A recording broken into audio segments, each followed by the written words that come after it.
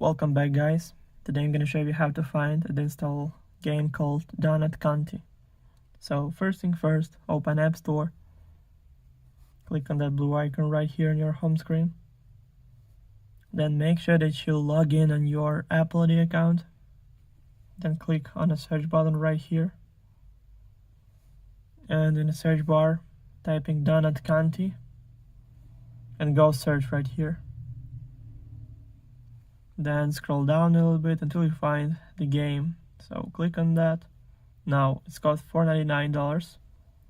So just click on the blue button. Then to confirm purchase and installation, use Face ID or Touch ID or using password from your Apple ID account. Now it's all done. The game is 354.7 megabytes. Also, all links will be in the description of this video. Hope you guys enjoy. Thank you for watching. Please like and subscribe for more. Bye.